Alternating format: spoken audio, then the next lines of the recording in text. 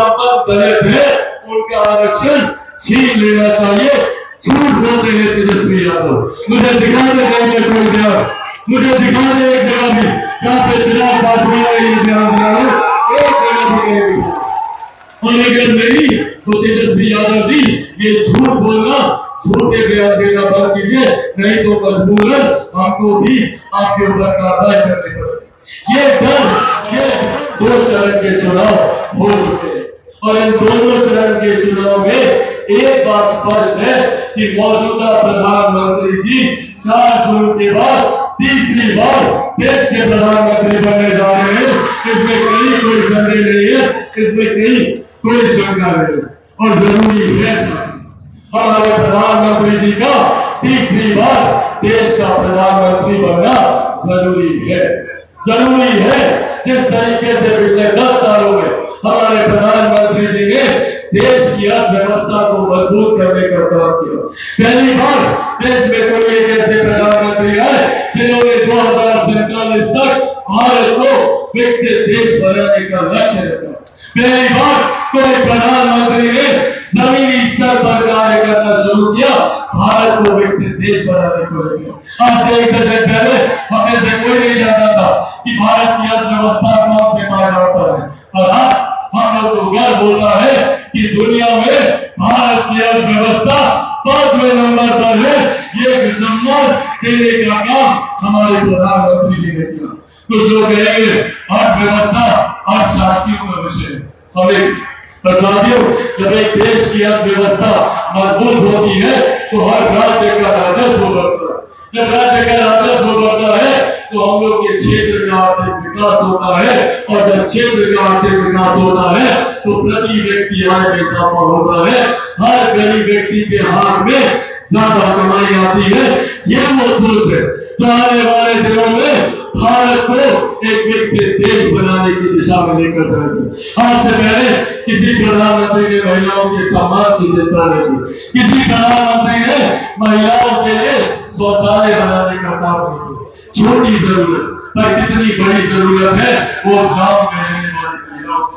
उनके उज्ज्वला योजना थी। आज आयुष्मान कार्ड की वजह से देश में कोई गरीब व्यक्ति ऐसा नहीं है जो आर्थिक अभाव में इलाज से वंचित रह जाए। ये सोच हमारे प्रधानमंत्री आदरणीय नरेंद्र मोदी जी की है।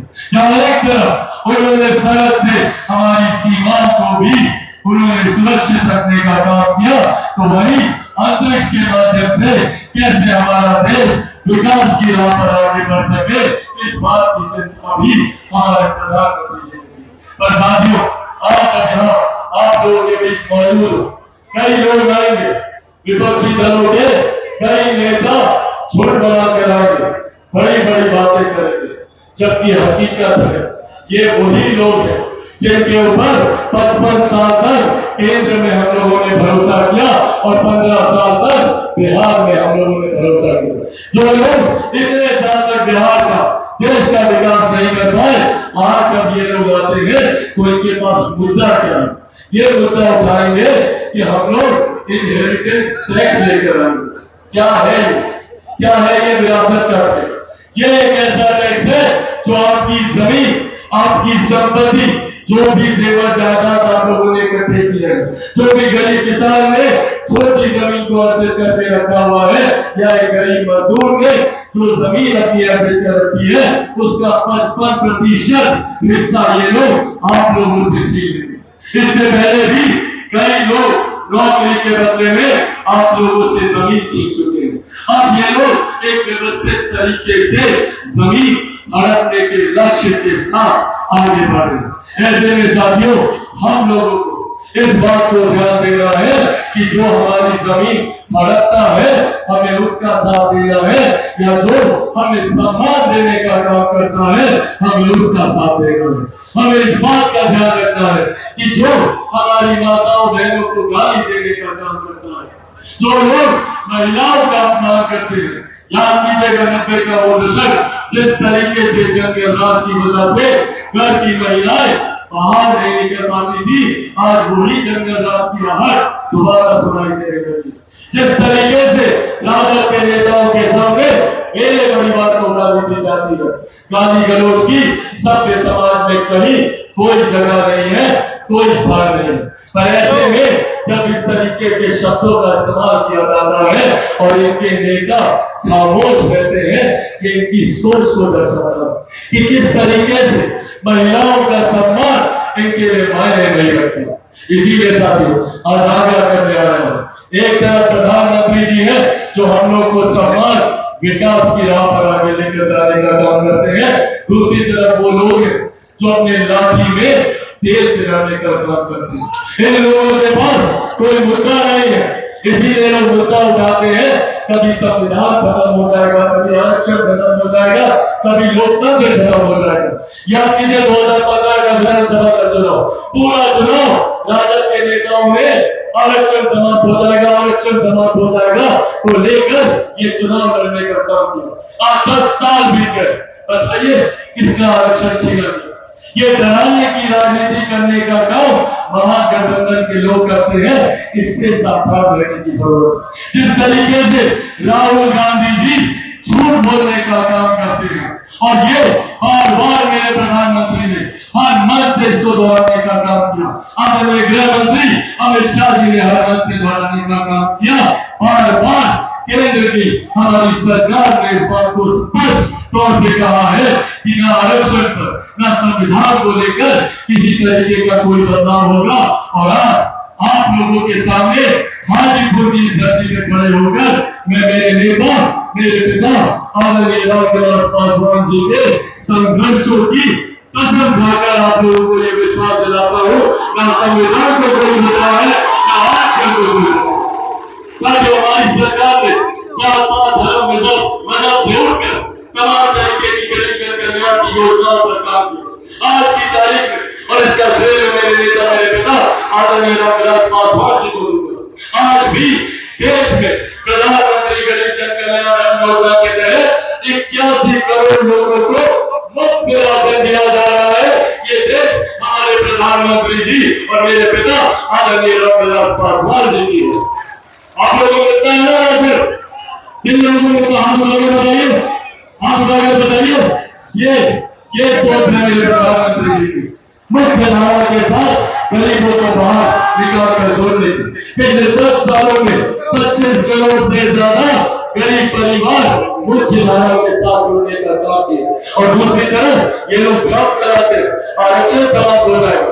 यहीं पर तेजस्वी यादव आकर चिराग पासवान के बारे में बोलकर जाते हैं कि चिराग पासवान कहते हैं कि जो संपन्न दलित है उनका आरक्षण छीन लेना चाहिए। झूठ बोलते हैं तेजस्वी यादव। मुझे दिखा दे कहीं पे कोई ध्यान, मुझे दिखा दे एक जगह भी जहां पे चिराग पासवान ने ये ध्यान दिया हो, एक जगह भी कहीं। और अगर नहीं तो तेजस्वी यादव जी ये झूठ बोलना, झूठे बयान देना बंद कीजिए, नहीं तो मजबूरन हमको भी आपके ऊपर कार्रवाई करनी पड़ेगी। ये डर, ये भ्रम फैलाने का काम, ये डर, ये भ्रम फैलाने का काम जो लोग करते हैं, इन लोगों से साथियों हम लोगों को सावधान रहने की जरूरत है। मेरे नेता ने, मेरे प्रधानमंत्री ने किसी गरीब कल्याण की योजना में हिंदू मुस्लिम नहीं देखा, उन्होंने कहीं अगला पिछड़ा नहीं देखा। पर जो लोग जात पात धर्म मजहब की राजनीति करते हैं, जिनको सिर्फ जातीयता सांप्रदायिकता में बांटने का काम करते हैं, वही लोग इस तरीके के भ्रम फैलाते हैं। और तो यहाँ तक भी बोलते हैं कि ये बिहारी है और ये बहारी है।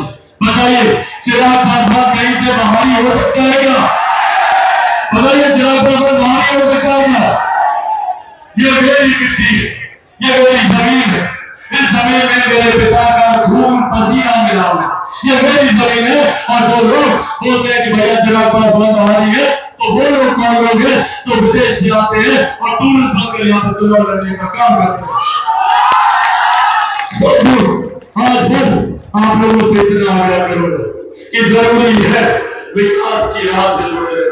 जरूरी है कि जब हम लोग 400 पार के लक्ष्य को देश भर में हम लोग पार करने जा रहे हैं, तो वही बिहारियों की जिम्मेदारी और बढ़ जाती है। आज एक लंबे समय के बाद बिहार में डबल इंजन की सरकार है, केंद्र में जिसका नेतृत्व प्रधानमंत्री जी कर रहे हैं, तो बिहार में मजबूती से उसका नेतृत्व मेरे मुख्यमंत्री नीतीश कुमार जी कर रहे हैं। वही मजबूती से उनका समर्थन आदरणीय जीतन राम मांझी जी कर रहे हैं, आदरणीय उपेंद्र कुशवाहा जी कर रहे हैं। इसीलिए साथियों बस यहाँ इलाका में आया और आप लोगों से खास तौर पर करूंगा, क्योंकि आप लोगों के अलावा अब मेरा परिवार और कोई नहीं। मेरे परिवार के जो लोग थे उन्होंने भी अपने आशीर्वाद का हाथ मेरे सर से लगा दिया।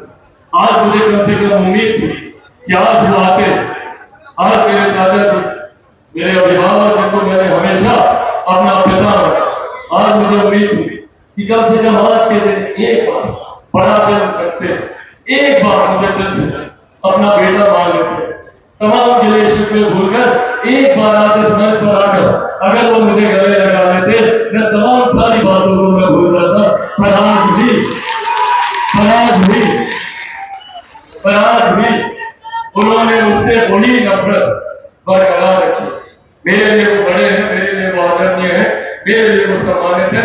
वो मुझे अपना बेटा माने नहीं माने, मेरे लिए वो हमेशा पिता तुल्य रहेंगे और उनके लिए मेरे मन में हमेशा से वही आदर, वही सम्मान रहेगा। पर साथियों आज जब आप लोगों के बीच ईमानदारी से बोलता हूँ, आप लोगों ने मुझे मेरे पिता की कमी महसूस होने नहीं दी, आप लोगों ने मुझे मेरे परिवार की कमी महसूस नहीं होने दी, और इसके लिए मैं उम्र भर आप सबका आभारी रहूंगा। पर हाँ, एक बात तो जरूर कहूंगा, मेरे जीवन के सबसे कठिन दौर तो ये एक व्यक्ति जो एकदम ठाड़ बनकर साय की तरह, भले वो व्यक्ति कभी सामने नहीं है, पर जिस तरीके से उन्होंने पीछे रहकर हमेशा मेरा संरक्षण किया, आज मेरा वक्तव्य पूरी तरीके से अधूरा रह जाएगा अगर आज इस मंच पर मैं मेरी भगवान, मेरी माँ, उनके आगे में से कुछ इन्होंने अकेले बिना हिम्मत हारे हुए, बिना डरे हुए, इन्होंने जिस तरीके से मुझे संभालने का काम किया, परिवार के टूटने के बाद, पार्टी के टूटने के बाद अपने आंसुओं की चिंता नहीं की, जिस तरीके से मेरे आंसू पोंछती रही, मुझे हिम्मत देती रही, मुझे ताकत देती रही, यही ताकत रही थी मेरे पिता के पीछे और मेरे अस्तित्व के पीछे भी मेरी मां ही है। मैं चाहता हूं एक बार जोरदार ताली से आप लोग ये कहूंगे।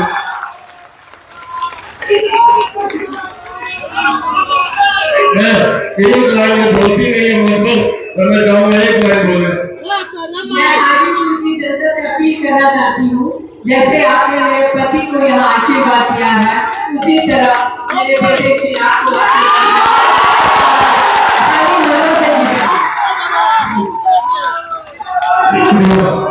कई बार फिर से आप सबको धन्यवाद।